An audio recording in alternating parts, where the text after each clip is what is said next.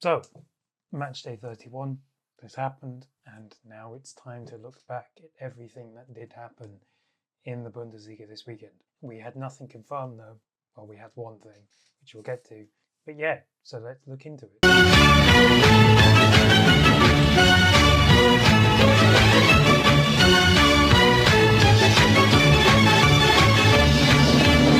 Now on Friday, the first game was between RB Leipzig and Union Berlin. Obviously, the hype is still very much there around Louis Etter. Compared to last week, it was a massive drop-off in terms of performance. You know, the caveat was, you could say, was that Union played Wolfsburg, which kind of tells you everything you need to know. While for Leipzig, it was a very dominant performance as well from more or less the beginning. There were goals from Max Fink-Grafer, Romulo and Riedel Baku.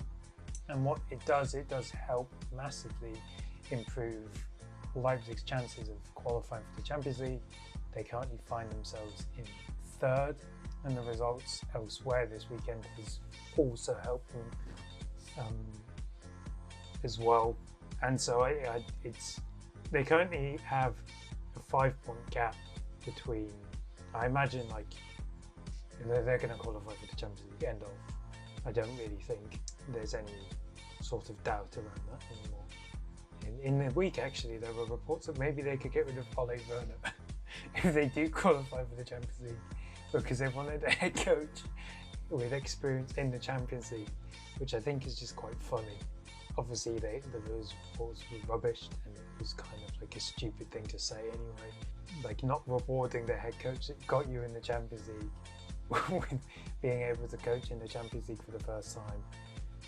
They was said that actually Leipzig wanted to bring in Xabi Alonso, but I feel like the whole talk around Alonso is pretty pointless. Not just for Leipzig, but for the likes of Dortmund as well. Like, he's basically completed German football. What's he going to achieve coming back? You know, there's no reason for him to be here anymore. There's no challenge. He needs a new challenge. Then on Saturday, the game of the weekend was between Mainz and Bayern Munich. Obviously, earlier this season, Mainz and Bayern drew 1-1. And obviously, Bayern are focusing on the Champions League now.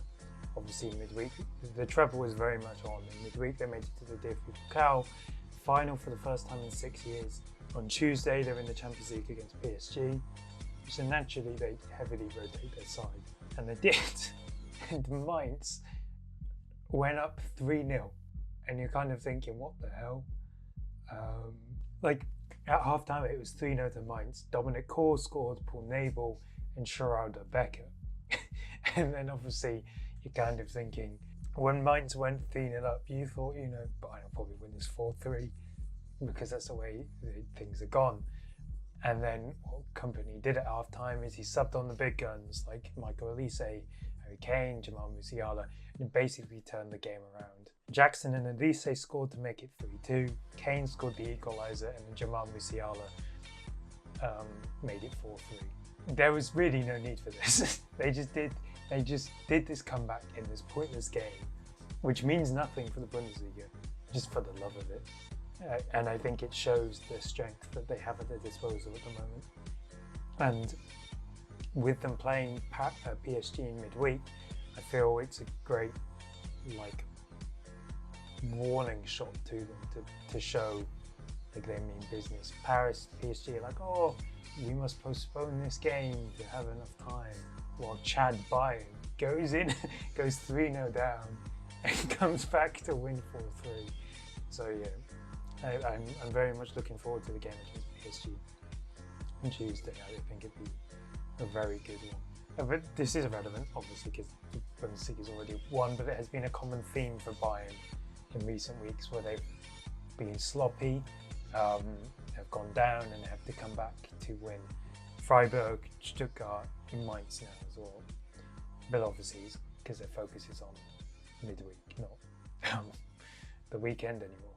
And so really, apart from the Champions League places, the only other place that is, the only other things that are still up for grabs is the relegation spot.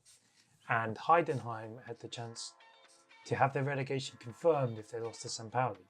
However, Heidenheim beat St. Pauli 2-0, which now has shaken up the bottom three, mainly because it now opens the door that Heidenheim is still mathematically possible to make the relegation playoff.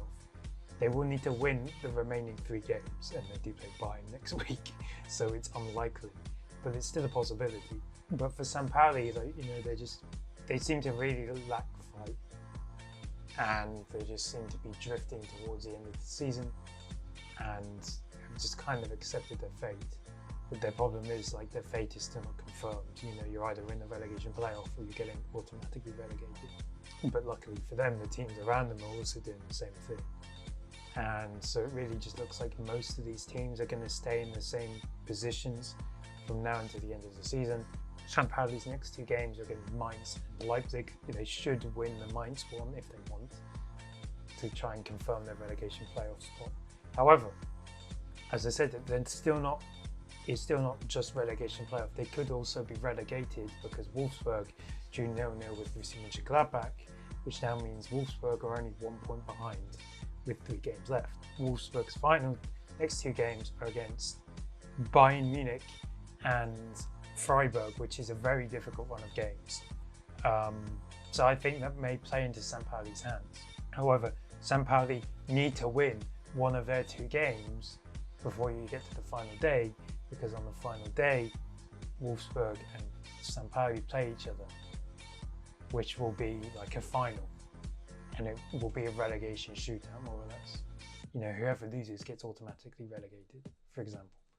So the relegation situation there's a lot more clarity, but it's also been completely messed up, as in the team, everyone's really going to stay more or less where they are. It's just deciding where these people finish. Leverkusen beat Cologne in the Rhine Derby 2-1. It was 2 goals from Patrick Schick, but it was very undeserved. Leverkusen more or less kind of limping towards the end of the season in a way. Cologne should probably feel that they should get most of this game. Like, Leverkusen only had like 3 shots on target, while Cologne had 10 and had like 25 shots. And they forced Janis Blasvic to make 8 saves as well. So it's a really poor performance from Leverkusen, but obviously they won, which is all that really matters. But like against Bayern in midweek in the Pokal, they were horrible as well. It just kind of feels like they're stumbling towards the end of the season. Granted, they're still in with a chance of Champions League football, but the way they're playing, I just don't think it's really that possible. Obviously, Germany could also still get the 5th spot, which means Leverkusen will, as things stand, will get Champions League football. But they've just kind of like run out of energy and they're just coasting to the end and just looking to get the job done. While Cologne, they're 5 points off St. Pauli, but again, this requires St. Pauli to win at least 2 of their remaining games for them to cause any issues for the likes of Cologne. And I just don't feel like that's a real possibility anymore. Then Augsburg drew 1-1 with Frankfurt. This was a game that both teams, they more or less have nothing to play for either of them. And the things that are important to them is them mainly waiting on how other teams perform to allow them to potentially qualify for Europe. Obviously Frankfurt are currently 7th, Augsburg are 9th. Frankfurt will get a European spot. They will get one, regardless of what happens, because obviously the DFB Pokal finals between Bayern and Stuttgart, who are currently both in the top 4. So Frankfurt should at least get the Conference League. But if Germany gets the extra Champions League spot, then they'll be in the Europa League next season.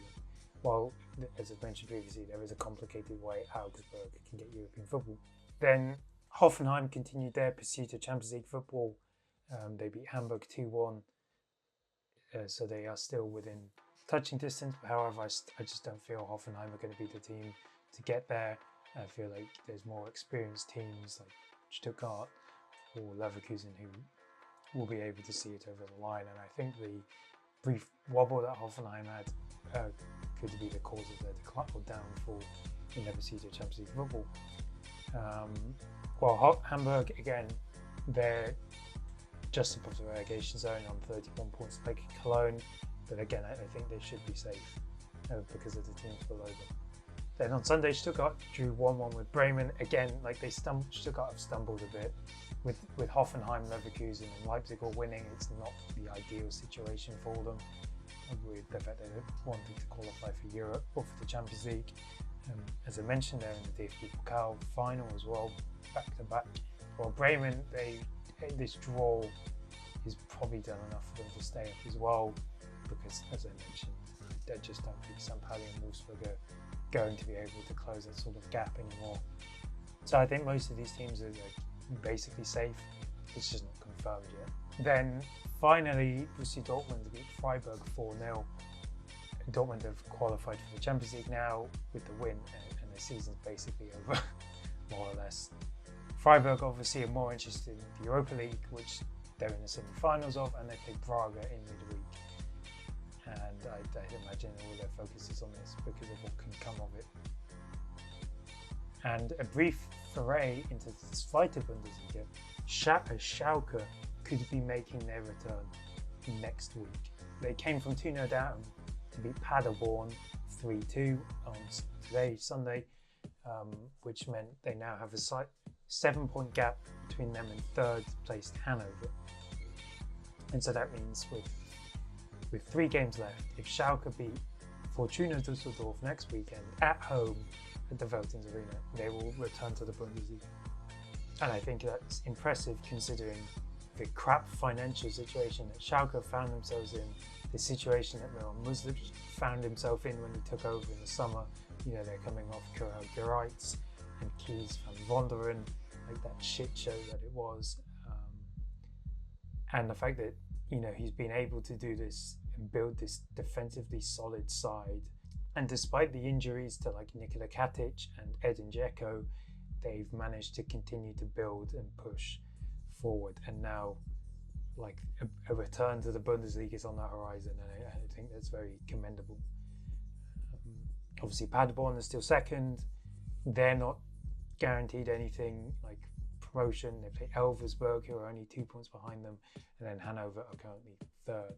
So obviously, as things stand in the table, Bayern 82 points first, while Dortmund second on 67. Leipzig are third on 62, and then Stuttgart are fourth on 57, who are tied with Hoffenheim on fifth on 57, while Leverkusen are sixth on 55. Frankfurt and Freiburg are both level in points on 43. And then, as I said at the bottom, Heidenheim are on 22, Wolfsburg are on 25, and St. Pauli are on 26 points. And so next weekend, in the chase of Europe, it's Hoffenheim versus Stuttgart and Leverkusen versus Leipzig. But then elsewhere for relegations, Bayern Munich versus Heidenheim, as I mentioned, St. Pauli versus Mainz, and then Freiburg versus Wolfsburg. So let me know what you think about the match day and the weekend, really basically everything that happened, who caught your eye and whatever.